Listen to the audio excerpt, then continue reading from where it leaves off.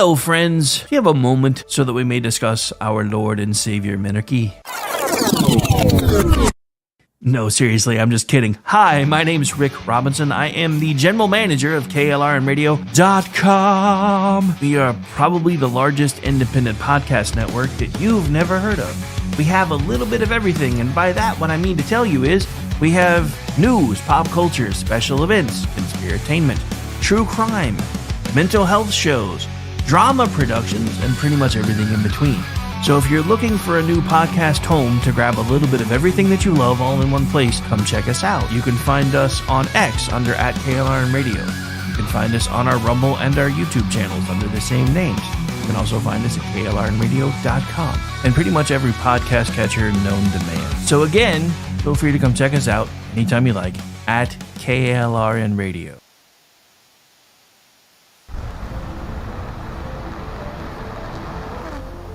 Are you ready to reach for the stars? Tune in to The Lost Wanderer, the #1 monthly podcast on good pods in astronomy. Join our host, Jeff, as he takes you on an interstellar adventure to explore the mysteries of space and the wonders of science. From rocket launches and distant galaxies to the latest discoveries in astronomy, each episode is a thrilling ride through the cosmos. Don't just gaze at the stars, come explore the universe with us. Follow The Lost Wanderer wherever you get your podcasts, and let's discover the stars together.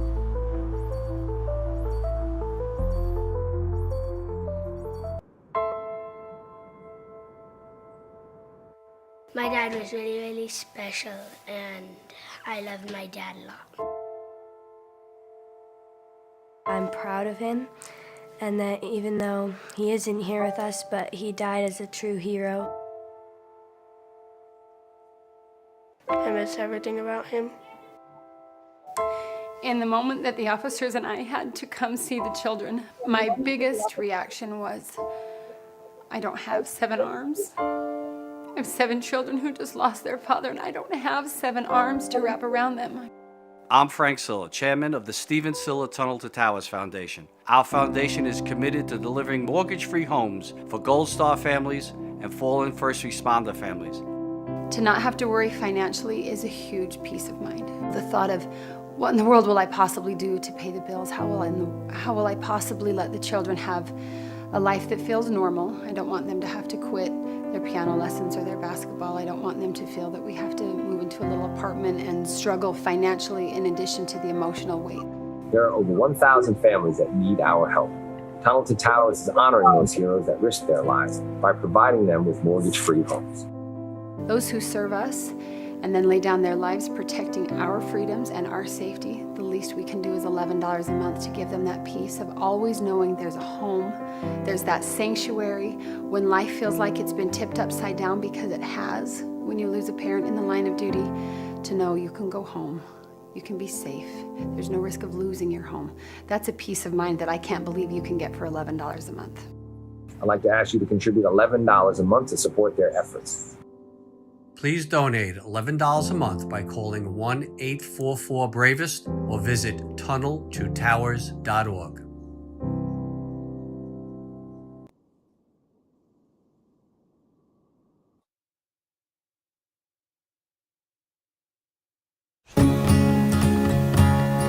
Independence. With that declaration, America was born. Inspired by a belief in the God-given rights of every human being. That among these are life, liberty, and the pursuit of happiness. Our government was established to secure these rights and for the good that comes from exercising them well. This is why the founders of our great nation chose independence. As do we. Hillsdale College accepts no government funding because independence makes possible the good to which we aspire. Hillsdale College, pursuing truth and defending liberty since 1844.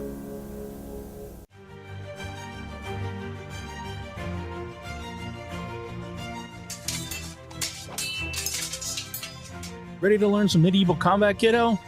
You bet, Dad. Let's do this. You know, spending quality time with your kids is important, but finding a fun and safe way to do it can really be a challenge. That's where halberds come in.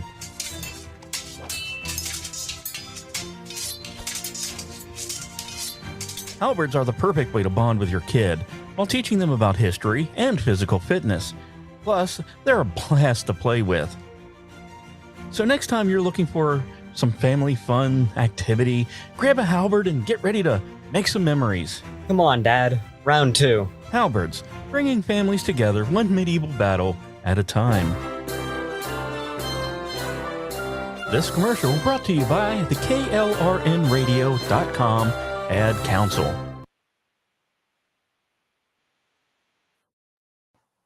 The following program contains coarse language and adult themes. Listener discretion is advised. I take a breath, I'm not gonna lose. This is what I came here to do. Keep on doing what you do, Rick. You're my favorite host. Favorite.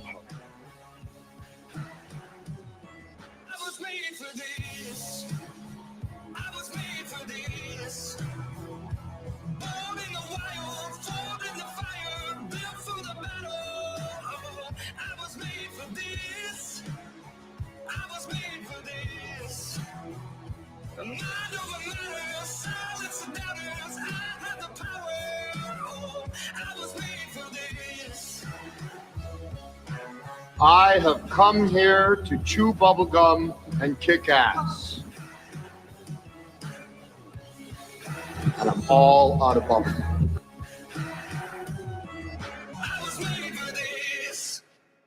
It's time to hear the truth about America's biggest challenges. You're listening to America Off the Rails with your host, Rick Robinson.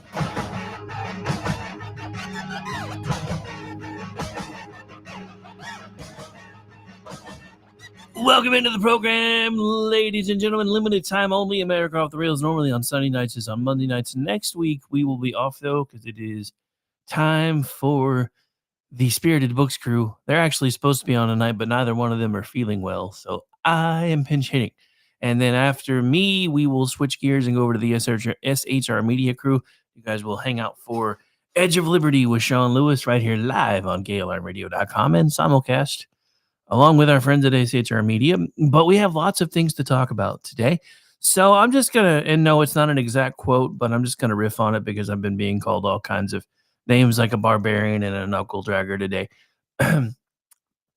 We are crushing our enemies beneath our heel and have come to hear the lamentations of your men pretending to be the women's. Jesus, has it been a fun 24 hours on X if you're on our side of the argument. Now, of course, if you're not on our side of the argument, you have a completely different take on this because everybody's like, well, everything that he just got them to reconfirm to is stuff that they said they were already going to do. Yeah, weeks ago in the waning hours of the Biden presidency. And none of it ever happened. And Donald Trump kept telling everybody, this isn't about a trade war.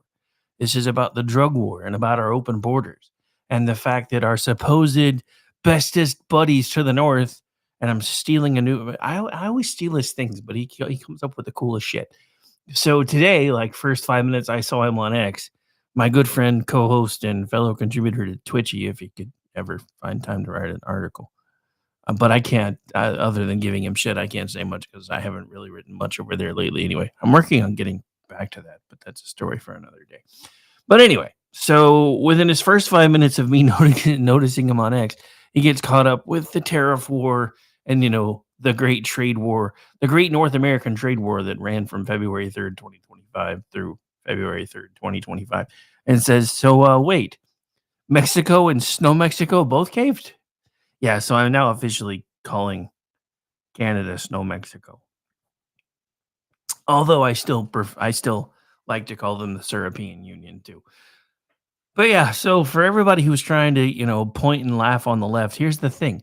Yes, when Joe Biden figured out that he was getting his ass handed to him because of the border, he reached out to Mexico and Canada, who both said, yeah, we'll do this, and this. and then they never did any of it. So Donald Trump, being Donald Trump, is like, hey, not only do we have a trade imbalance, but I just realized that you fuckers, are especially our friends to the north in the last 4 years have let like 1,200 people through your border that are on our terrorist watch list. I thought we were better friends than that. And what's up with these kilos of fentanyl that have made it across the border? Yeah, it's not anything like Mexico, but considering a little bitty pinky nail of fentanyl can kill somebody, 20 kilos is a lot. And he's like, we need to fix this. And Trudeau's like, but we're not going to fix this because you're not going to do these things. And then he figured out at the last minute, Donald Trump wasn't fucking playing around. So yes, Mexico and Canada both got to be the latest contestants on America's new favorite game show called Fuck Around and Find Out. And they lost, despite what the media is telling you. And despite what your leftist troll friends are telling you. Because yes, they agreed to do these things under Joe Biden, but they never did them.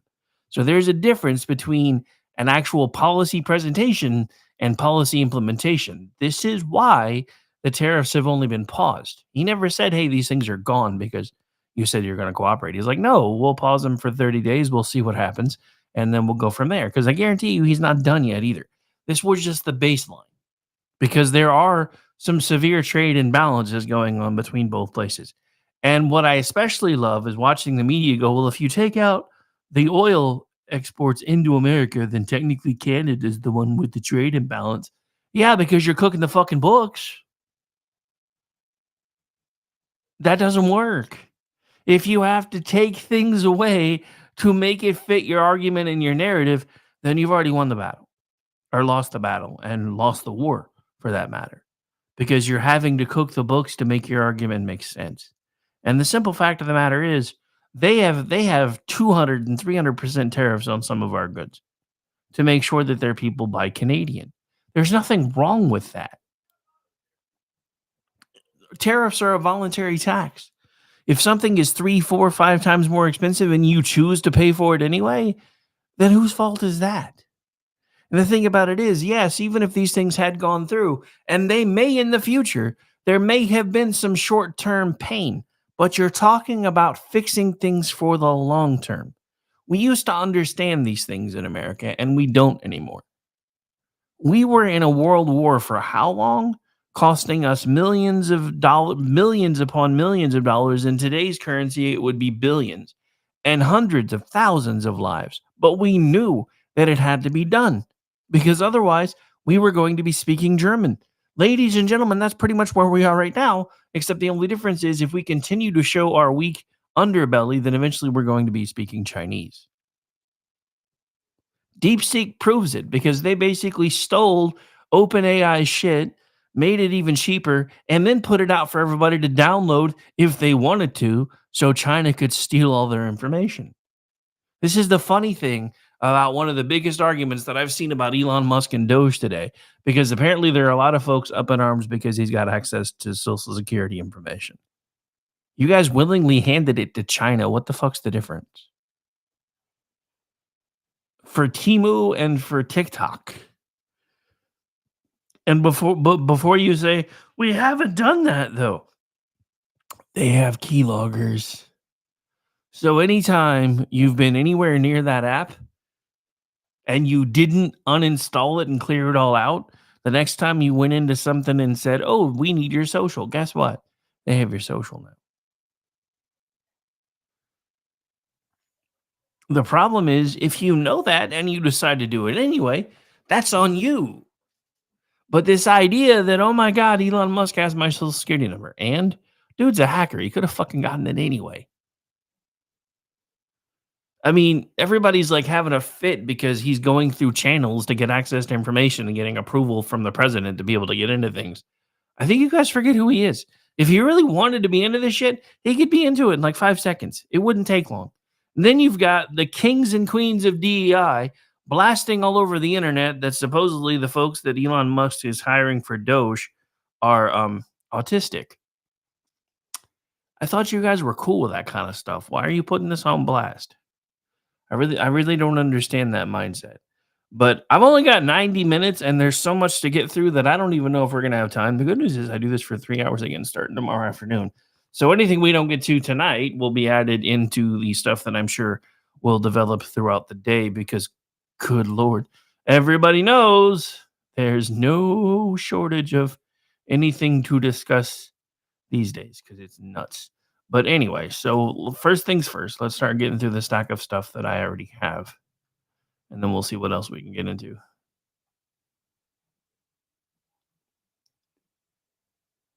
Oh, isn't that cute? Somebody says that I should just go bend over for daddy, even though Trump's not going to fuck me. Sorry, I'm catching up on my Twitter feed while I'm talking to you guys, so don't mind me.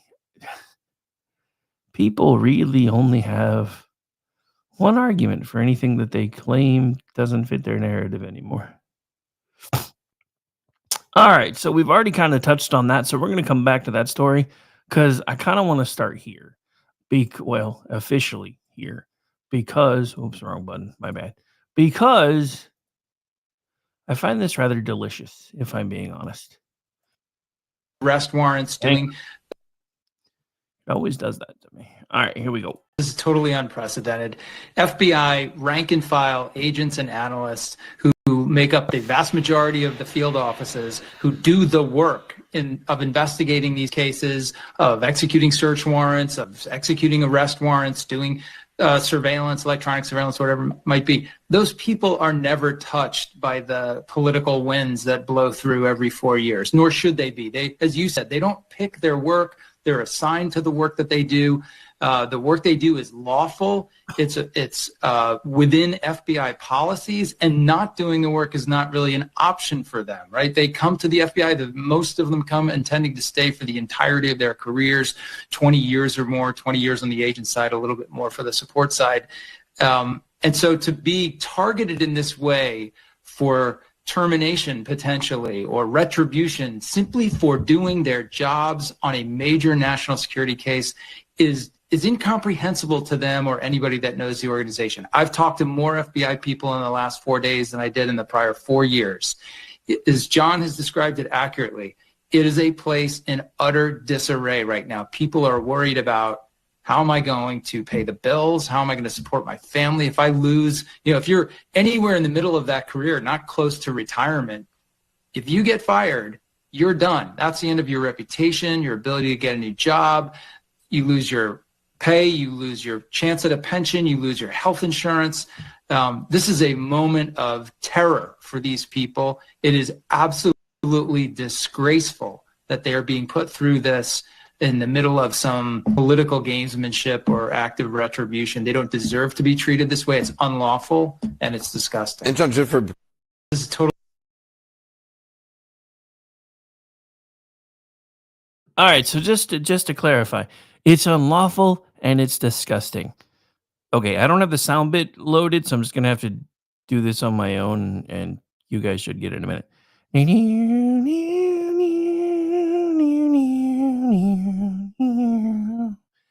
That would be the world's smallest violin playing Nobody Gives a Fuck about whether or not you think something is lawful or not. The people that are being fired or being asked to resign are the ones that politically went after a former president of the United States at the whim of the chief executive. The very things that they keep saying that Donald Trump is going to do, they have already done. And each and every single one of them should face all kinds of issues for what they have done. And I personally, for one, am okay with all of this.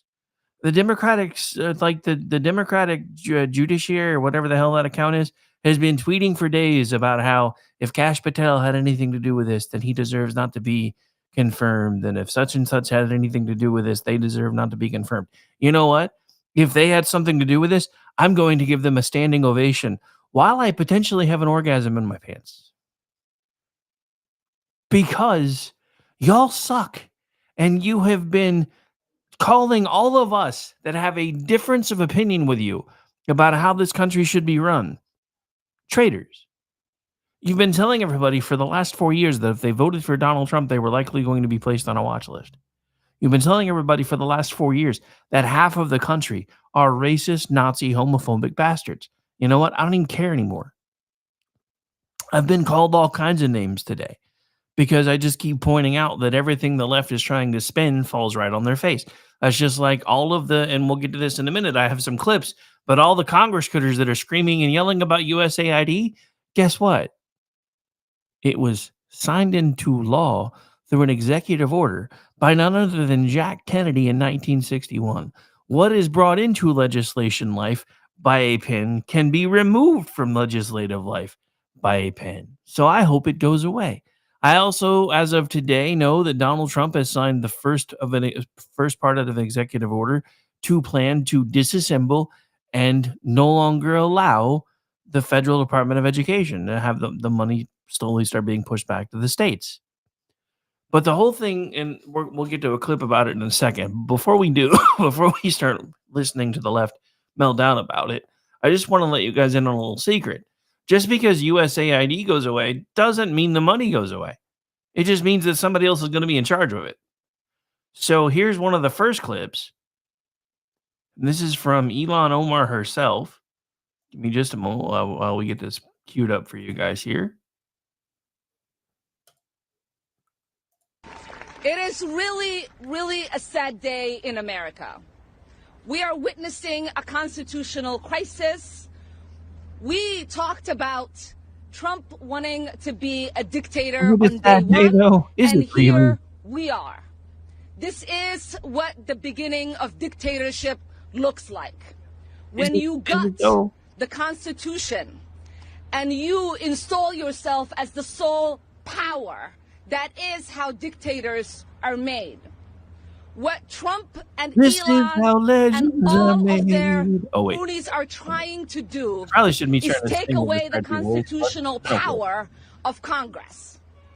We get to decide. We have the power of the purse. We get to decide where money is allocated, and it's the executive's power to make sure that that money gets to where it needs to get. When we talk about civil servants being let go, what we are talking about is not saving money. It's essentially saying they can get paid while they're home and their work doesn't get done on behalf of the American people. It is us, taxpayers, who are being ripped off.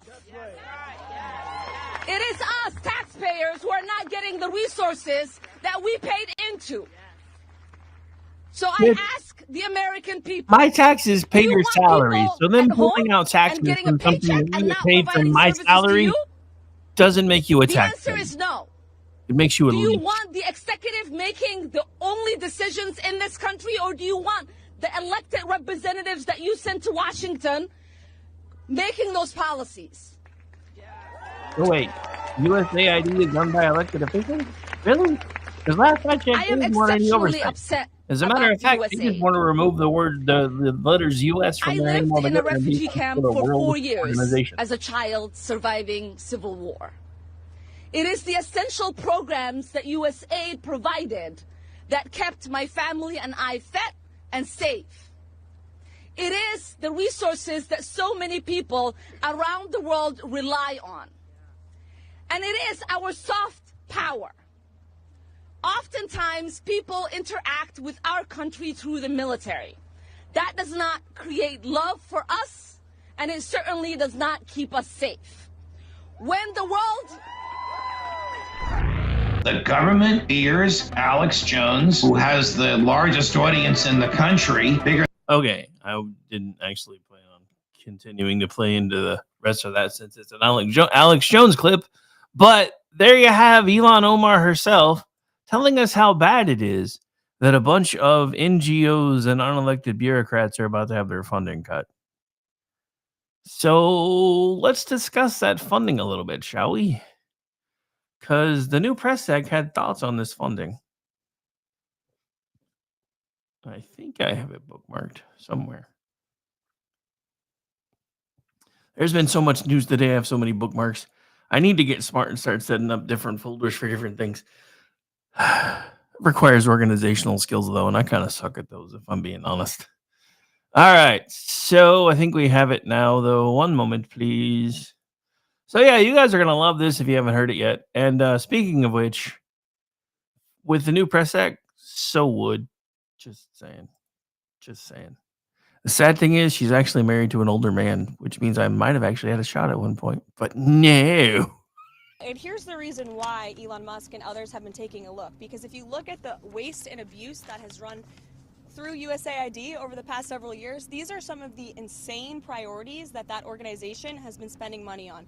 $1.5 million to advance DEI in Serbia's workplaces, $70,000 for a production of a DEI musical in Ireland. All right, so we're going to stop right there. Serbian DEI and Irish weirdness. You guys wonder why everybody hates us. If you've been listening to this show and now officially watching the show for headed towards a year now, but listening for much longer, then you know that we've played clips from government officials in Africa that are like, we don't even want you fuckers here anymore. You keep trying to push all your weird shit on us and we don't want anything to do with it. This is exactly what they've been talking about. Ladies and gentlemen, I'm going to say the quiet part out loud. USAID is nothing more than the 21st century's Air America. They are a CIA front that has gone so woke that now all they do is try to destabilize places by injecting it with shit that they know is going to divide the population. You know how we know that's what happens? Because it's what's been happening here. This is why half the country is now freaking the fuck out, because we're back to there only being two genders. We're back to saying the science that we need to be considering, not necessarily settled science, but at least factual science, is the fact that there are XX and XY chromosomes. It's genetics. It doesn't lie. Anything other than that is an anomaly or a mutation. And that is a very small percentage of the population, not 67% of preteens. This is the insanity that we are trying to kill and pull out by the roots because it's destroying us. Or it was. It actually kind of seems like Gen Alpha is figuring some shit out. The later part of Gen Alpha. I don't know what's going on with Gen Beta yet. Somebody's got to come up with some better names for these folks, though. Because anyway, so we're only about halfway through. So let's keep going. $47,000 for a transgender opera in Colombia. What the fuck is Colombia gonna do with a transgender opera? $47,000 for a transgender opera. The best one's coming up. Hang on. $32,000 for a transgender comic book in Peru. $32,000 for a transgender comic book in Peru. For some people, that's their annual salary in this country. And it was spent in Peru for a transgender comic book.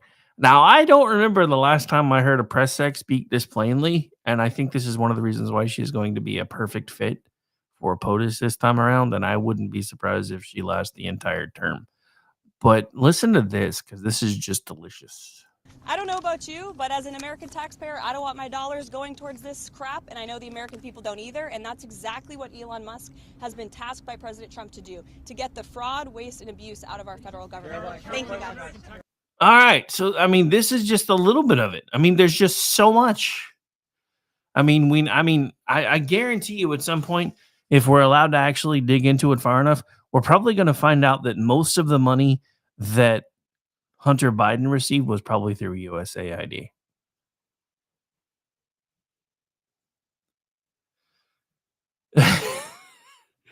And it's America Off the Rails After Dark in my chat room right now. Oh, I love my chat room. All right. So anyway, yeah, I see where you're going with that, Jeff. Just saying. I see where you're going with it. All right, so let's see what else we can get into real quick, and then we'll come back to the sound clips later because I've still got tons of those on the table. But let's see what else is going on in the news. All right, so this just happened. So Tulsi Gabbard has gotten huge news ahead of committee vote as debate over her D&I nomination continues. Now, remember, she was one of the ones that was actually in the most trouble. As far as the betting groups, just on, I think it was Friday.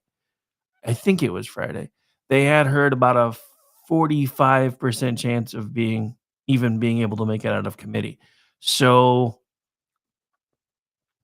here is an update from our friends at Red State. In the aftermath of former Rep. Tulsi Gabbard's confirmation hearing last Thursday, there were doubts expressed over whether she'd be able to win enough support from the 9 Republicans on the Senate Intelligence Committee to advance her nomination for DNI to a full floor vote. Despite a strong showing during the hearing in the face of nasty treatment from several Democrats on the committee, some GOP senators reportedly were conflicted about, among other things, a trip to Syria she took in 2017 and her refusal to refer to former NSA intelligence contractor, whistleblower leaker Edward Snowden as a traitor.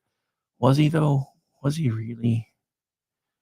One man's traitor is another man's folk hero. Just saying.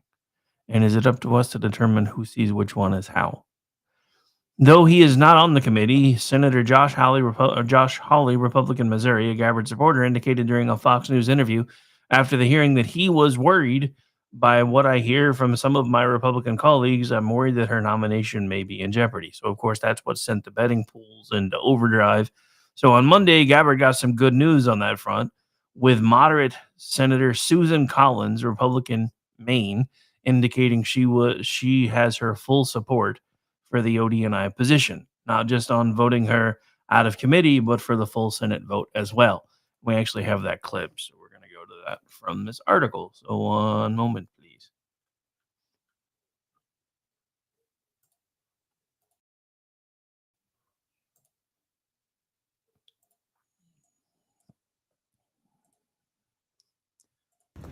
After consideration, conversations with her in my office, attending the hearing, questioning her there, and listening to her in the closed session, I decided to vote that I will vote for her. I believe she's committed to strengthening our national security. All right, so I'm only going to say this because as of right now, one of my senators is still supposedly a no vote. If this squish is on board, then Senator Langford, if you have any hopes of any kind of political future in Oklahoma, since last I heard you were considering retiring and trying to run for governor since Stitt's term is almost up, you had better wake up, sir. I only have one thing to say about this. All 77 counties, 3 times. You better be paying attention to your constituency if you ever want to even float the idea of becoming a governor in Oklahoma. Unless you're going to change parties. I mean, we do occasionally get stupid and elect Democrats, so you might have a chance running as one of them. Maybe that's your plan. I don't really know. But all I know about this is if this, like I said, if this squish is on board, there's no reason she shouldn't get 53 votes. Well, at least 52. There's another squish that probably won't change her mind. It's the Alaska squish. I doubt she'll change her mind. But I really don't understand how come Alaska, of all places, one of the most gotta be rugged to live there states in the goddamn union, pardon my language, but it is late night, it keeps electing the same squishy people. I don't get it. I just don't get it. But yeah, so that's in the works. And for everybody who was freaking out this weekend about oh my God, everybody went home with people still not being able to be confirmed yet, there's a 30-hour rule that is in place that the Democrats are making everybody stick to. And there was already a confirmation in the pipeline, and they can only do one at a time. So that's why everybody went home. And there was a confirmation today. So that would be why everybody went home. My senator, the one that I actually somewhat like, did a really good explanation of that and kept explaining to everybody, there's some really big X accounts that have been throwing shade all weekend about how there's no reason that they shouldn't be doing more confirmations. It takes a unanimous consent to undo the 30-hour rule. You ain't getting that. Didn't even get that with Rubio. And Rubio got unanimous vote. Just pointing that out. Just pointing that out.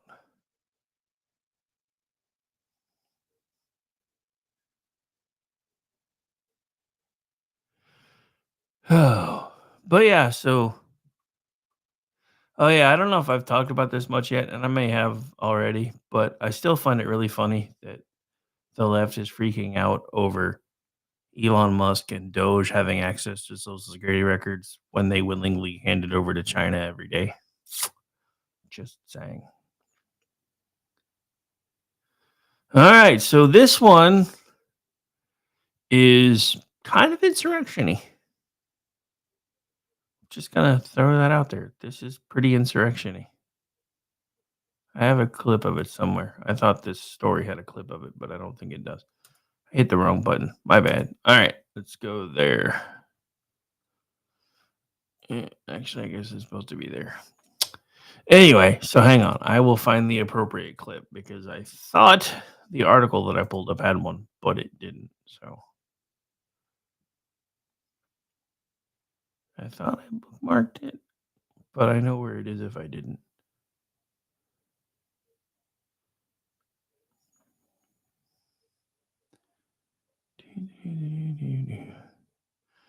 Dude, everybody is so mad on my timeline because I keep pointing out that it wasn't Donald Trump that got played today.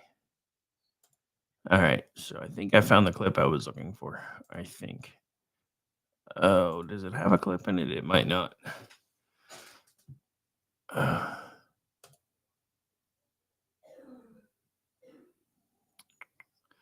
No, I don't guess it has the clip either. Anyway, so just to kind of go over the story real quick, and I'll use a source that I actually like through Red State. It's just resistance leader burned in hidden camera detailing how they will fight Kristi Noem. For an apolitical civil service, politics certainly seems to color many of its activities. Last week, President Trump placed 50 to 60 senior executives with the U.S. Agency for International Development on administrative leave. See, Trump suspends as many as 60 senior bureaucrats for trying to evade his executive orders, for attempting to sabotage his efforts to cut grants to such worthy projects as transgender Nigerian dance troops. Across the federal government, we hear stories of resistance brewing. The stories are probably exaggerated, but real nonetheless. And every once in a while, one of the goobers gets out over their skis and gets burned. This one, thanks to James O'Keefe and the poor girl who had to go on a date with him. The target was a guy named Brandon Wright, who is a GS-14 IT manager at the Department of Homeland Security. GS-14 is sort of the lieutenant colonel level in the Army, and he makes pretty good money.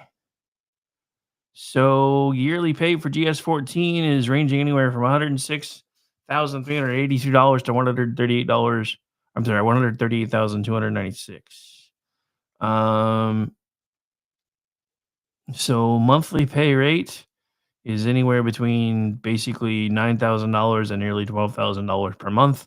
Hourly pay ranges $50.97 to $66.27 an hour. Why do our government officials get paid so much? So here's the interesting part. According to the screen, prerequisites, education requirements, PhD. Except they don't actually require a PhD for merit promotions within civil service. The truth is, we don't let them, secretaries, get in our way, admits Brandon Wright, Platform Services Manager for the Department of Homeland Security at DHS.gov, on hidden camera to an undercover O'Keefe media journalist, drawing an analogy to a septic tank. Wright described, and here are the highlights. Brandon Wright, Platform Services Manager for DHS, was recording saying that the agency's career bureaucrats do not allow political appointees to interfere with their operations. He told the undercover reporter, Kristi Noem, I fucking hate her. The secretaries can set the priorities for the department, but they can't actually tell us what to do. Wright told an undercover OMG journalist, later adding, the truth is we don't let them, secretaries, get in our way. He said, if we don't agree with those priorities, there is a lot of room for interpretation in terms of how we interpret what those priorities are. He compared the government's bureaucratic structure to a septic tank, saying that there are layers that allow employees to filter directives in a way that minimizes the impact. There is a lot of layers like that in the government, and by the time the actual marching orders get to like me and below, we can filter it in a way that steadies the ship, he said. She doesn't know her ass I don't know what that's what it looks like he's saying, but it makes no sense. He remarks, adding the Department of Homeland Security could fall on her fucking head and she wouldn't recognize what it is. Christy Nome doesn't know shit. He also expressed frustration over her leadership style, saying, "To say that I am not excited about this would be the most epic understatement." According to O'Keefe, the Department of Homeland Security provides the following statement to O'Keefe Media Group. Secretary Nome has not seen the video in its entirety. This type of behavior will not be tolerated. This person has been placed on leave and is under investigation. The senior official says the termination of the official is imminent. Sure it is, Jan. Sure it is. All right. So yeah, I mean that's going on today too. They're just kind of coming out in droves saying we will not comply. And let's not forget, you had the House Minority Leader calling to take the fight to the streets. Again, sounds rather insurrection-y, does it not? Of course, they don't see it that way because it's just hyperbole. But remember, when Donald Trump talked about a bloodbath in the auto market if he wasn't elected, they ran to the media and they screeched and they yelled and they threw a fit and they wept and they gnashed the teeth and they did all the things because it's all they know how to do.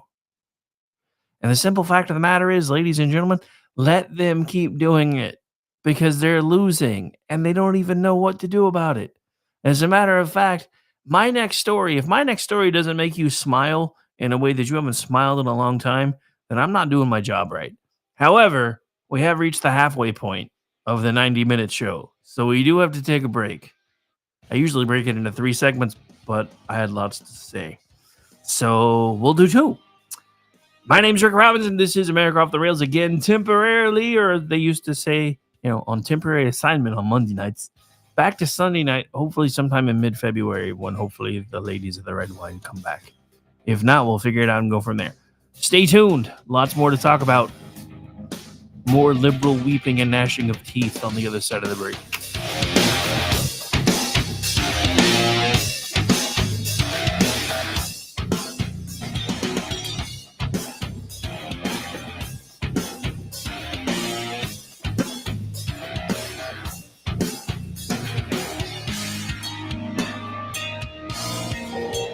You are listening to KLRN Radio, where liberty and reason still reign.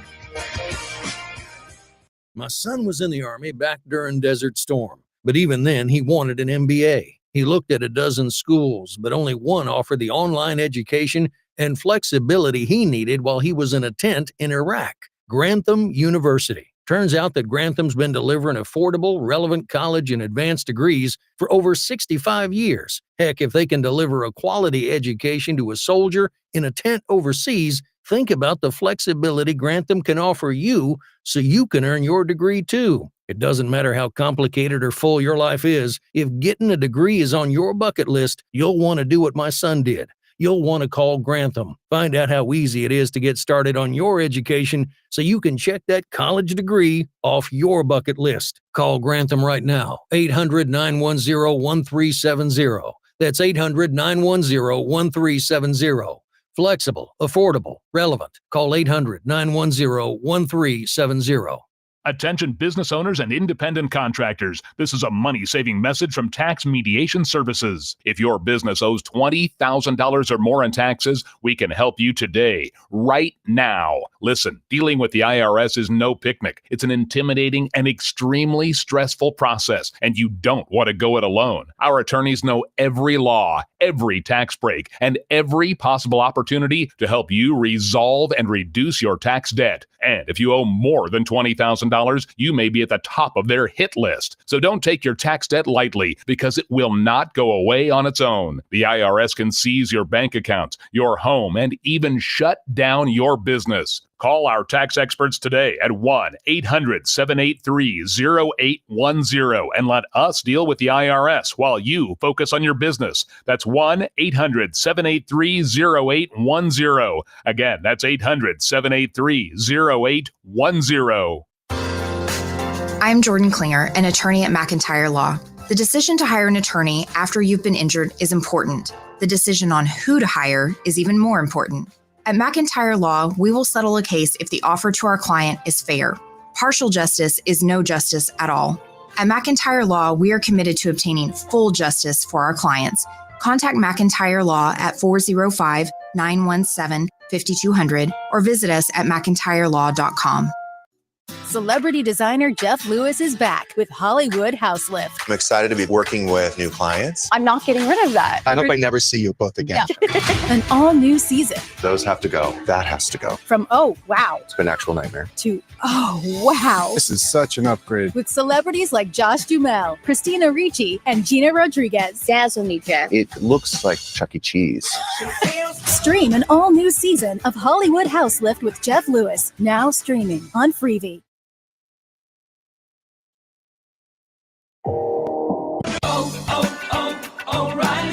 This is Derek's O'Reilly Auto Parts story. After the third time jump-starting my car, I finally realized my battery was dying. So I stopped by O'Reilly to have it checked. They tested it right there in the parking lot. It was bad, real bad. But they helped me find the right battery for my car and even installed it for free. Now my car starts like new. O'Reilly Auto Parts. Hi, everyone. This is JJ, the co-founder of Good Pods. If you haven't heard of it yet, Good Pods is like Goodreads or Instagram, but for podcasts. It's new, it's social, it's different, and it's growing really fast. There are more than 2 million podcasts, and we know that it is impossible to figure out what to listen to. On Good Pods, you follow your friends and podcasters to see what they like. That is the number one way to discover new shows and episodes. You can find Good Pods on the web or download the app. Happy listening. KLRN Radio has advertising rates available. We have rates to fit almost any budget. Contact us at advertising@klrnradio.com.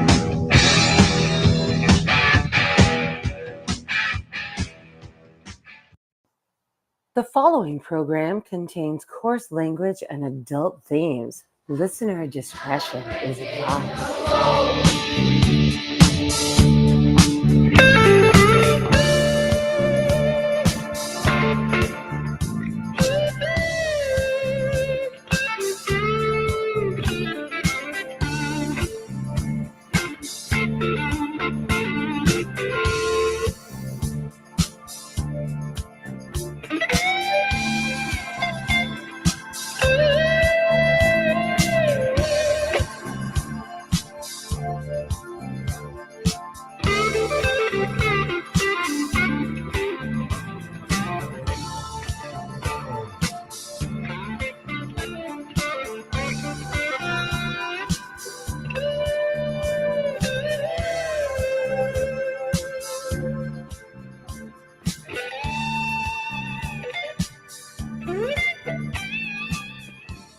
Before we get into the rest of the stuff we got to talk about, and welcome back in. If you guys haven't done so yet, please make sure wherever you're watching the show from that you've liked, you've followed, you've subscribed, whatever the options are, depending on where you happen to be catching this from. And please share it out to your friends, especially if you hate me. Hate clicks are the best clicks. I'm okay with those. That's why I love the fact that X is slowly but surely starting to make me a little bit of money now that I've figured out how to make it work. Because now everybody that hates me helps me get paid. So that's awesome. All right. Anyway, so we're back. And this is, to steal a line from my good friend BZ over at SHR Media, a feel-good, happy story because it falls into the column of promises made, promises kept. Donald Trump has, again, we touched on this a little bit earlier, but we're going to go into it a little more detail, has signed an executive order beginning the process to disband, remove, and annihilate the Federal Department of Education. Now, of course, this is another thing that has the leftist weeping and gnashing teeth because, let's not forget, the whole leftist ideology is that the state is mother and father, which sounds a lot like the communist Russian ideology and also the communist China ideology. But so this falls into the category of feel-good, happy moments because some of us remember. Now, for me, it was remember because I'm a student of history because I was only in like second grade. But I remember Reagan running on the idea that he was going to disband, defund, and remove the Department of Education. because even in its short implementation in his first 4-year term, we had started falling from being number 2 in the world regarding education. Well, I think at that point, like number 10 or 11th. And so, yeah. And now where are we? Like worldwide, 40 something, 50 something.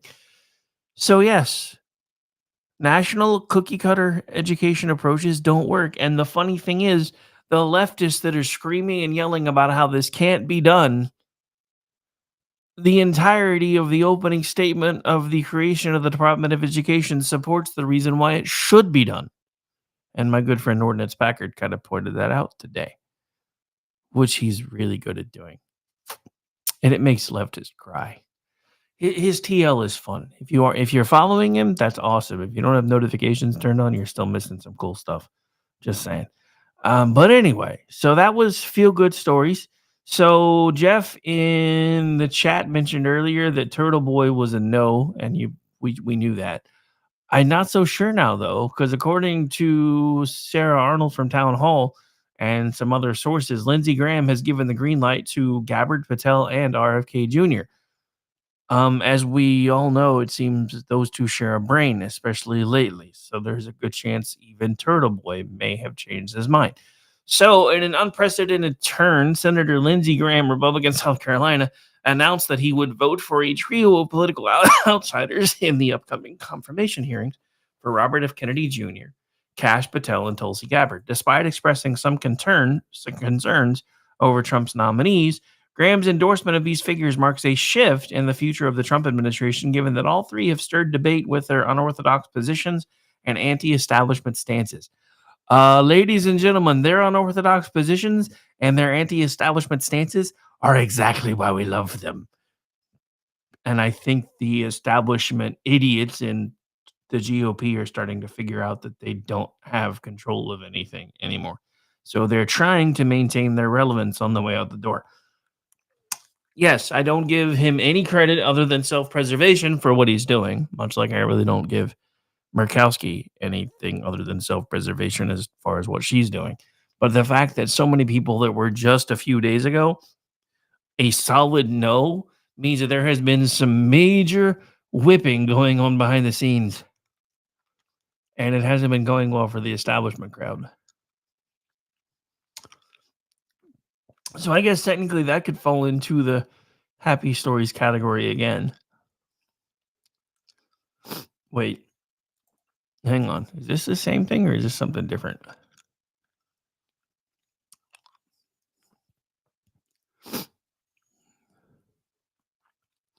Bear with me while I skim something real quick.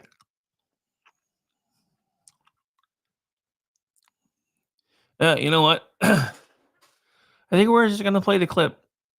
Hang on. I have something here. Let me get to the right screen, though.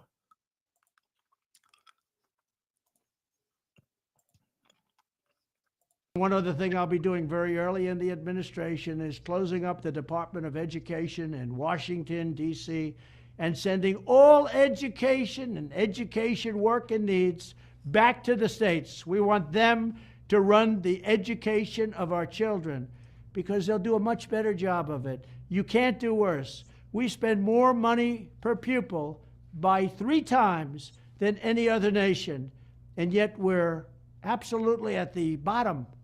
We're one of the worst. So you can't do worse. We're going to end education coming out of Washington, D.C. We're going to close it up, all those buildings all over the place, and you have people that in many cases hate our children. We're going to send it all back to the states. Thank you very much. All right, so I guess it was actually tied to the Department of Education stuff. The article started with DOGE having a new target. Now that they've sent everybody scrambling about USAID, I guess they're on to their next target, which is Department of Education, which, again, I'm perfectly okay with. But here's the question that I have with all of this. Why are the left so mad? What is it they don't want us to find out? Because none of this makes any sense to me. I mean, you guys understand, right, that just with starting to gut DEI from government programs, we're already saving an estimated $100 million annually. I mean, granted, for me and you, if we look at it at scale, that would be like finding an extra $20 in a couch cushion a month. But that's nothing to shake a stick at right now. And that's just the beginning of it. Now you've got Canada and Mexico pledging to help us with our border issues, which they have pledged before and then didn't do, which is why the tariffs have only been paused. Now you've got Canada coming back to the table saying they're going to figure out how to become a more equitable trade partner. Same with Mexico. Because, yes, Donald Trump did get rid of NAFTA and enact a new program, but by the end of his term, he wasn't happy with it either. Because while he realized it was the best he could do at the time, it didn't do enough to bring things back to the American people in the way that they deserve. He's also looking at the European Union, who has complete tariffs and blockades on any of our vehicles for whatever reason, even though we import almost all of theirs. Not all of them that are manufactured, just pretty much every type of European vehicle you will find on the roads in America. There's like a 250% tariff on milk in Canada. They don't even allow our banks to operate there. Does this sound like one of our most favored trade partners? How much money are we spending on their defense? Does this sound like one of our most favored trade partners? There's a reason Donald Trump's been trolling them about becoming the 51st state. Because they might as well be, because we're who keeps them safe. This is the irony of all of these things. If half of these countries that have all of this socialized medicine and everything else actually had to pay for their own defense, they wouldn't be able to afford all these cushy programs anymore. Another thing, and I'm still on the fence with this one, is the sovereign wealth fund. I don't really know how I feel about that one. I know what he's planning on trying to do with it, but I don't really know how I feel about that one. I mean, we're broke, so anything to bring money back into the coffers is an awesome thing. But I kind of feel like it's a precursor to being able to dole out universal basic income. So I don't really know how I feel about that. And I could be wrong on that because I'm learning about this stuff on the fly. I just know how it's been used in other countries like Denmark that has a massive sovereign income fund. I think they have like $1 trillion in assets in theirs. That's insane to think about.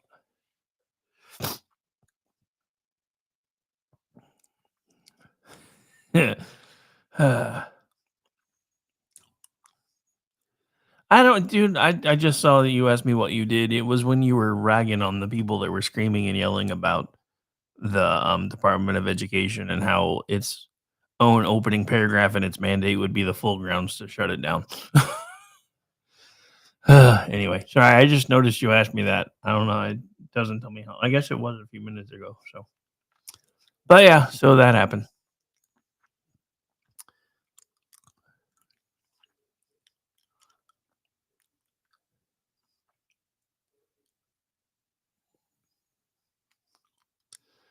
Do.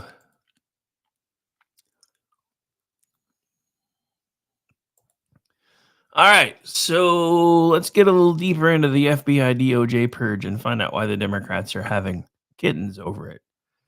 Because to me, the more they scream and yell, the more I've kind of figured out that we're over the target. So, of course, all of the Senate Democrats are up in arms over the Trump's White House planned and much needed cleaning at the Federal Bureau of Investigations and the Department of Justice. The DOJ has become overly political. Who didn't know that? Thanks to Joe Biden turning the department into his personal police force. Only after IRS whistleblowers Joseph Ziegler and Gary Shapley did the DOJ get somewhat more serious about Hunter Biden. It was all for the show. As we knew, Joe Biden would pardon his son, which he did. Biden also pardoned the rest of his crime family before he left office. I would like to remind everyone, just for the record, that all of the zombie media postulated that on January 19th to January 20th, 2021, they expected at any moment, imminently, for Donald Trump to pardon his entire family. And all of them, including Chucky Schumer, I think it was, and it may have even been the California congressman who's now been elevated to senator, who I always, for some reason, get confused with Schumer. Adam Schiff. I think it was Adam Schiff. Never mind. I said Schumer. It was Adam Schiff.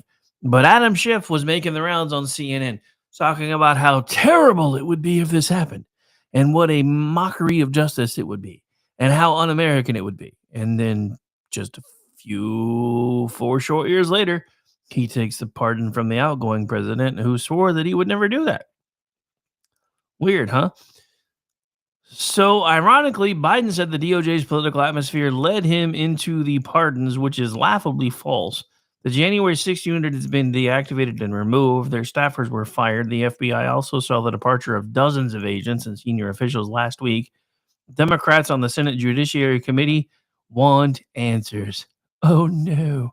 U.S. Senate Democratic Whip Dick Durbin, Democrat Illinois, ranking member of the Senate Judiciary Committee today, led all Senate Judiciary Committee Democrats in letters to President Trump's nominee to be the Attorney General of the Department of Justice, Pam Bondi, nominee to be the Director of Federal Bureau of Investigation, Kash Patel, nominee to be Deputy Attorney General Todd Blanche, as well as the Acting Attorney General James McHenry and Acting FBI Director Brian Driscoll, about the removal or reassignment across DOJ and FBI career law enforcement officials last week. The Trump administration reportedly purged dozens of DOJ and FBI officials involved in prosecuting Donald Trump and the January 6th rioters and is now threatening additional action against thousands of employees. So wait, even the U.S. Senate Democratic whip referred to them as January 6th rioters, not January 6th insurrectionists? Que surprise. And is now threatening additional actions against thousands of employees across the country who worked on investigations related to the attack on the Capitol. I think you mean the entrapment on the Capitol, sir. In addition to Durbin, the letters were signed by U.S. Senators Sheldon Whitehouse, oh my God, Democrat Rhode Island, Amy Klobuchar, Democrat Minnesota, Chris Coons, Democrat Delaware isn't real, Richard Blumenthal, Democrat Connecticut, Mazie Hirono, good Lord, Democrat Hawaii, Cory Booker, Democrat New Jersey, Alex Padilla, Democrat California, Peter Welch, Democrat Vermont, and Adam Schiff, otherwise known as Schiff for Brains, Democrat California. The senators wrote, "We have grave concerns about the removal or reassignment across the Department of Justice and Federal Bureau of Investigations of senior career civil servants who have served honorably," that remains questionable, "under multiple administrations, regardless of the president's party. The removals and reassignments of their positions of a significant number of experienced, nonpartisan department officials with invaluable national security expertise without any comparable replacements on one day into the second Trump administration presents an alarming threat to national security. As many as 20 senior department officials were reassigned or removed, including the veteran career deputy assistant attorneys general and the department's national security division." I would just like to point out that I am still waiting for Kash Patel to close the Hoover building and make it a museum. It's what he told us he was going to do. It's what he needs to do.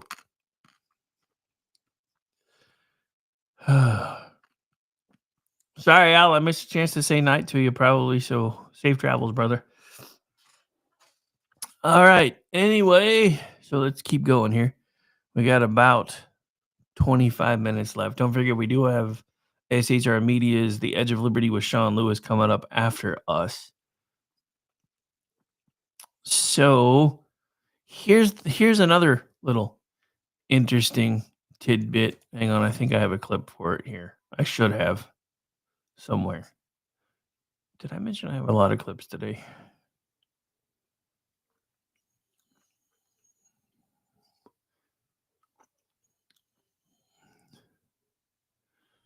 Already did that one. Don't want to do that one.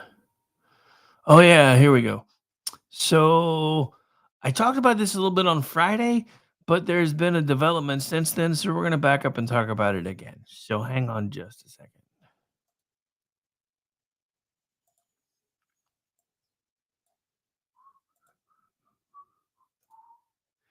This falls into the category of feel-good, happy stories again.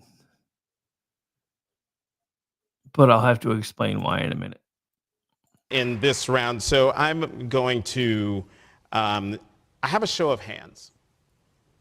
How many of you believe that racism and misogyny played a role in Vice President Harris's defeat? All right, so we're just going to stop right there because I want you to see the irony in this moment. Look at all those raised hands. Some of them more meekly, others are like, yeah, sure, I believe it. Pretty much everybody in the room at the DNC chair forum raises their hand, right?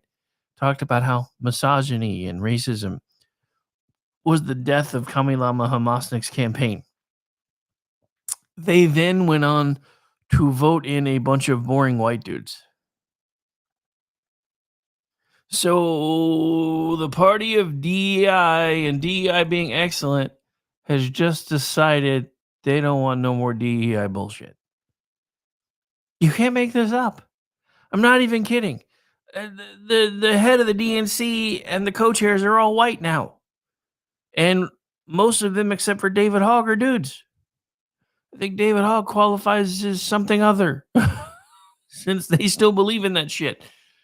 But it's just the irony that the people that keep telling us that DEI is what's been saving America just put a bunch of white people in charge. It's almost like they don't even pay attention to themselves. The very same group who just all raised a hand about how Kamilama Hamasnik lost because of a bunch of racist white people just put a bunch of white people in charge of their party again, which is fine with me. Don't get me wrong. I'm not in any way, shape, or form stating that I hope in any way that within the next 4 years, the Democrats could find their ass from a hole in the ground again, because I don't really want them to be able to. But the lack of self-awareness for these people and the fact that they are still lashing out everywhere and showing how angry they are about every little thing just proves how much we are actually winning right now. And I don't know about you, but I don't think I'm ever going to get tired of the winning. I mean, you've got California that is still raging its war on Trump, even though their state's burning down, or was. You've got protesters in LA that were basically protesting the deportations, and protesters all over the country, both yesterday and today, when they're talking about a day without immigrants. You guys don't seem to understand what without means. We've got, I mean, everybody's like, oh my God, all my favorite Mexican restaurants are closed because nobody came to work today. I'm like, and? I can get tacos from Taco Bell. I don't give a fuck. Especially if it teaches people a lesson. Because here's the thing, folks. We've got all this video footage of a bunch of people that don't live, that shouldn't live here, that came here illegally, burning our flag while waving the flags of other nations. Those are not people that want to be here for the same reasons that you and I want to be here. And they shouldn't be allowed to be here in the first place. So am I going to shed a tear over any of these people being deported? No, and neither should you. One of the things that I found interesting today, watching the five, no, it wasn't the five, it was outnumbered. They were talking about the deportations, and there was some blonde chick who's a Democrat who I can't ever remember her name. And no, it's not the one on the five, but Charlov isn't really a blonde anyway. But I can't think of her name. But she was throwing a fit about, you know, when the Colombians were being loaded onto the planes, that some of them were pregnant women. I wonder why. We're trying to end anchor babies. Why would we let women give birth here when we've been told that everything we're trying to do to end anchor babies is on hold? The other thing is, I thought you guys didn't like families being separated. So yes, mothers and fathers and children are all being sent back home together, as they should be, because that way they're not being separated. And if that makes me sound heartless to you, guess what? I don't care anymore. You guys have bankrupted America with all of your bullshit. You have bankrupted America to the point where we now have to have somebody coming through with a red pen figuring out what's been spent, what hasn't been spent, where it was spent, how we can get it back. Elon Musk, in a few days of going through the books, has uncovered hundreds of thousands of dollars worth of fraud. They've now basically figured out that through the automated payment system, the government has still been paying terrorist organizations that the payments were supposed to have been frozen a long ass time ago and stopped a long ass time ago. I mean, let's look at this from another perspective. Right now, even the guy in Ukraine, Mr. Zelensky, has no idea where like $100 million of our money went. I wish I could just lose $100 million in money and be like, yeah, I don't know where it went. But it's all right. We'll make it up. Dude, I just want one bank error in my favor. All I need is like 1/100th of that to magically show up in my bank, and I would be set for the rest of my life. With the money that we are shelling out, do you realize what we could do for homelessness? I mean, if we're going to drift into socialism anyway, which is what the left wants, if we're going to do it, I would much rather do it taking care of people that have kept you and me safe this entire time. How many of our homeless men and women are former servicemen who have not been able to reacclimate? That have PTSD and any other number of issues that just make it almost impossible for them to get along in daily life. Shouldn't those be the people that we're focusing on? We would be speaking a myriad of different languages by now, if not for them. We wouldn't even have the illusions of freedom that we still have if not for them. And yes, I said illusions for a reason. We're starting to get back some of those freedoms, but only if the Democrats will let us. Because they don't like you being free. They like you being under a thumb. They like you being held hostage by your own government and having to come back to the government every other day going, please, sir, may I have some more? You guys realize the licensing and bullshit that we have to do? I mean, look, just look at this from a free person's perspective. Property taxes mean your property doesn't actually belong to you. Your government has deigned to give it to you as long as you can afford to pay those taxes. And that's after you've paid off the property itself. Because you have to pay those for forever. To be able to drive a vehicle, you have to have an operator's license. You then have to make sure that it's registered with the state. Which again means you have not the right to drive, but the privilege to drive. These are the things that need to go away. I think about this from even a stupider perspective. To be able to fish and to hunt, you have to request permission from your government in the form of a license. And if you don't have those things and they find you trying to do those things, then you can face fines. And sometimes if you do it long enough or you do it in such a way that, they see fit, you might even go to jail for it. To do something that everyone else used to take for granted as a freedom, that if they needed food, they could basically take a string and a stick and put it together and go fish. Is this freedom? Are we ever going to be that free again? Can we be that free again? Because another thing that I thought was interesting, and I think I have the clip, but even if I don't, I can still talk about it anyway. A little nuts.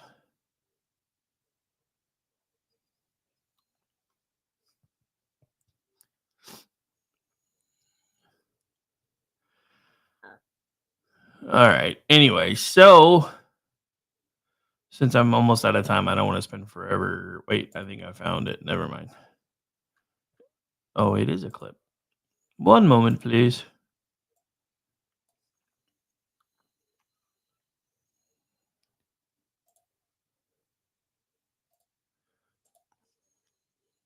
All right. Sorry to subject you to Chucky Schumer, but this is kind of funny in my opinion. We also know this is just the beginning. If DOGE attacks USAID today, then you can be sure they'll move on to another target tomorrow. Who knows? Maybe it'll be the Postal Service or the IRS or even the Social Security Administration. They could be next. Or maybe our national security agencies. Also, well, first of all, Chucky, they moved on to a new target same day. So you were wrong there. And two, can we please disband the IRS? Can we please? Can we please? You say that like it's a bad thing, sir. We don't like the IRS. We have never liked the IRS. And we actually had more money and more control as citizenry when we didn't have the IRS. Because in between the tariffs and the bonds, you either raised enough money through the tariffs from other countries or from American people when you come back to them and say, hey, this is what's been passed. And this is what we need from you if we're going to be able to finish connecting the dots, which meant that now Congress may have had control of the purse, but we had the key to the bitch until they made us the batteries that fund the very machine that now most of us are trying to fight. So no, Mr. Schumer, I have zero concerns about defunding and removing the IRS. If we have to have a tax at all, and I would be remiss if I didn't say that I don't think we actually have to have one, but if we had to have any kind of a tax at all, we could do a flat tax and basically gut the IRS and have it all happen on autopilot because computers can do all the math for us. And it's pretty simple. And unlike the bleeding heart leftist liberal sons of bitches, if we decide we're going to have any type of a flat tax, there is no exemption. Whether you're panhandling or whether you're spending $100,000 a day on your favorite things, you pay your fair share based on that percentage that is due and the amount of money that you spend. Therefore, you get to decide with your wallet what you are taxed upon and what you are not taxed upon. If we have to have any kind of a tax system, that's the best way to do it. There are no loopholes. There's no bullshit. There's no write-offs. You just buy what you want to buy and you pay a tax based on the amount that you spend. And if you don't like that, then you don't buy the shit. Kind of like with tariffs. This direct tax to the American consumer that the left has been screaming about for days. Yes, it can be a direct tax on the American consumer in some cases, but only if it's not absorbed by one of the countries, because a lot of times they will do that to make sure that people still purchase their shit. Or then the American people can decide, like with Chucky Schumer and his little tirade today about beer and avocado and cheese. Well, if suddenly Corona is $18 for a 12 pack and Bud Light is $12 for a 12 pack, which one are you going to buy? The other thing that I found hilariously funny with Chucky Schumer's little SNL skit today, avocados are grown in America too, bro. California, Hawaii, and Florida all grow avocados. As far as cheese, you ever heard of Wisconsin? Guess what? Cheese is made in California too. So there are American alternatives to some of this shit. And I'm tired of everybody telling me that we have to have them to pick our crops. That was the other thing the chick on Outnumbered said today, and I so wanted to tag every single one of them in that and just say, I cannot believe you just let her make the who's going to pick our crops argument on your show. Because it's bullshit. If we are such petty people that we only care about how much money we save when we're talking pennies on the dollar for certain items over the well-being and safety of fellow human beings, then you are a much bigger dick than I ever gave you credit for. And to try to make me feel like one because I'm trying to stand up for people that are being exploited, fuck you with a rusty mace right in the ass. Because that's what we're talking about here. I'm not talking about actual immigrants. Not even talking about migrants that are here on actual papers, because there are migrant work visas and they're legal. I'm talking about the people that come here illegally and get undercut jobs because nobody's supposed to hire them in the first place. So they get to hire them under the table, pay them pennies on the dollar, and then keep their costs low. There's a reason why both sides used to want illegal immigration until it was basically put in everybody's face. The Democrats wanted new voters because Americans aren't having babies. And they kept thinking they were going to be able to do what they did with Reagan and jerk Republicans into a new amnesty program. And then the Republicans wanted cheap labor so that they could have their dishwashers and their housekeepers and their veggie pickers and all these people working for next to nothing so they could keep their costs low. Now you've got the governor of, I think it was the governor of New Jersey, that basically did an I dare you moment to Tice either yesterday or day before, or maybe even been today. I don't remember. Talking about how they have an undocumented worker in their basement and they dared ICE to come get them. So you just basically had a sitting governor admit to trafficking in human beings. And it's okay because there's a D behind his name. This is the America that we live in today, folks. The America that we live in today, the only thing they care about is keeping their costs low. And it's insane. The same party who was blind to how bad inflation was for the last 4 years, now that a Republican is in charge, and because he said he was going to start taking steps to lower costs on day one, which he has, they read that as prices are going to instantly get lower as soon as I get sworn in. But that wasn't what happened, and it's never what happened. But those same people all of a sudden have realized how bad inflation is and how bad it has been. And it's gotten even worse because the FDA, in their wisdom, or whoever's in charge of chickens, has been slaughtering chickens because of bird flu instead of letting their flocks get immunity to this variation of the bird flu, which means more and more are catching it, more and more are being slaughtered. And then, of course, now they get to go to Donald Trump and say, you said you were going to make eggs less expensive, and look how expensive they are now. Because you're fucking retarded. There, I said it. Because I just don't care anymore. I have been called so many names in the last 4 years by so many people, and it's still happening right now. I just don't care anymore. One more feel-good story, because I found this one amazing, and this started cropping up about a week ago. So there's this new thing called dark woke, at least according to Gen Z and earlier Gen Alphas. It's called dark woke. Basically, when somebody insults you, you should insult them back even worse. Okay, so just to make sure that we're on the same page, we're going back to how life was in the 70s and 80s again, because I don't think you're going to like it much. But please, can we go back to that? Because I will own every single one of you until you cry.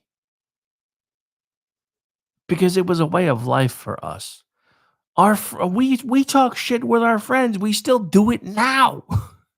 And you want to start talking about dark woke and how from now on you're going to have to be mean and you're going to have to be rude. Bring it. Just fucking bring it. Exactly.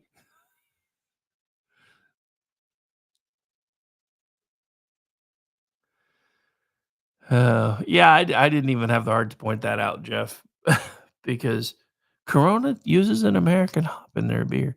It might be produced and bottled in Mexico, but it's our hop, which means it's an export. Okay. Last final feel-good story of the day. Actually, a twofer. So it's not prime minister. I don't remember what the guy that is in charge of the province of Ontario is called. It's not PM. It's something else, but I don't remember. But apparently he tore up a $100 million contract between the province of Ontario and Elon Musk for Starlink before he reached out to Trudeau to find out if Trudeau was going to cave or not. So, Mr. Musk, when they come back and say, please, sir, we're so sorry that we've torn up that contract, can we have another? Hit them for 150% increase and then donate the services to the entire province. Basically, they've paid for it. Just saying. That would be what I would do. That would be what I would do. And there was one more. Oh, yeah. I think same province. Dude started having all the grocery stores pull all the American products off the shelves. The irony in this was it was product they had already paid to have brought in. So the fact that they were going to take the loss on it was kind of delicious. I can imagine all of the shelf stockers right now and liquor store folks today going, shit, now I got to put it all back. So those, ladies and gentlemen, are our final feel-good stories of the evening. Don't forget, here in just a couple minutes, we'll be coming back live right here on KLRM Radio with our SHR Media friends, and we'll be simulcasting The Edge of Liberty with Sean Lewis right here live on KLRN Radio. And I hope you guys enjoy the rest of your Monday night. And I hope, like you are not tired of the winning yet, because the winning has been absolutely delicious. And it's been so much fun. You know what? I'm going to try something new. I have been doing Ship Up to Boston for Sean, since he's from there, on the way out, but I found a bagpipe crossover that could be fun. At least I think that's what this is. But I guess I should get the volume squared away first. All right, folks, don't forget, we'll be back tomorrow right here live on KLRM Radio for the Rick Robinson Show, now noon to 3, Tuesday through Friday. And tomorrow night I'll be hanging out with the Manorama Crew, 10 p.m. Eastern, right here, simulcast on KLRM Radio as well. And you can also find me as a contributor on misfitspolitics.com, twitchy.com, theloftusparty.com, and I produce the Loftus Party podcast, which should drop tomorrow. And we'll get it out for you as quickly as we can. But that's going to do it for me this evening. Thank you guys for hanging out. And stay tuned for The Edge of Liberty in just about a minute or so.